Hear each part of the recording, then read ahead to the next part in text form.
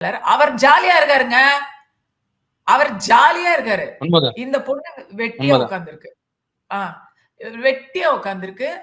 ஆண்கள் வந்து எல்லா விதமாவும் இந்த ஒரு பொண்டாட்டிய டைவர்ஸ் பண்றதுக்குள்ள இதுக்கு கன்சீவ் ஆயிருச்சு. உடனே இத வந்து கல்யாணம் பண்ணி, அதனால என்ன அப்படின்னு பெருந்தன்மையா நீ ஏத்துக்கிட்ட. அதுக்கப்புறம் நான் ஒரு ஸ்கிரிப்ட் சொல்றேன். அதுக்கப்புறம் இந்த பொண்ணுக்கு வேற பழக்கம் இருக்குன்னு தெரிஞ்சு நீ ஒதுங்கிட்ட.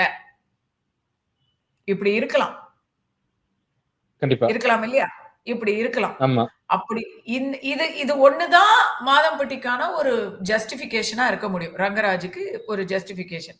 அப்ப நிஜமா நம்பர் 2 அப்படிங்கும் பொழுது அதுக்கான சவால்கள் இதெல்லாம். ஜாய் கிறிசல்டா சின்ன பாப்பா கிடையாது. இதெல்லாம் தெரிஞ்சு தான் அவங்களுக்குமே ஏற்கனவே ஒரு மகன் இருக்கிறாங்க. அவங்க வந்து ஒண்ணும் குழந்தை கிடையாது. எல்லாம் தெரிஞ்சு தான் அவங்களுமே ஒரு ரிலேஷன்ஷிப்க்கு வர்றாங்க.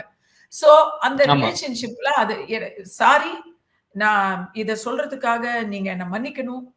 நான் கொஞ்சம் நான் கொஞ்சம் ஓல்ட் ஃபேஷன்டுங்க. ஓகே. சினிமால நடிக்கிறதுங்கிறது வேற. சினிமாவுல நடிக்கிறதுக்கும், நிஜ வாழ்க்கைக்கும் நான் கன்ஃப்யூஸ் பண்றது இல்ல. நான் ஓல்ட் ஃபேஷன்டு தான். இந்த தெய்வீக காதல், அமர காதல், காதலுக்கு வந்து அ கண் இல்லை, ஜாதி இல்லை, அதெல்லாம் ஓகேங்க. ஆனா காதலுக்கு கல்யாணம் இல்லைன்னுலாம் நான் அந்த அளவுக்கு நல்லவ கிடையாதுங்க நானு. அந்த அளவுக்கு ஏமாளி கிடையாது. அந்த அளவுக்கு லிபரல் கிடையாது. அந்த அளவுக்கு முற்போக்கு சிந்தனை எல்லாம் எனக்கு கிடையாது.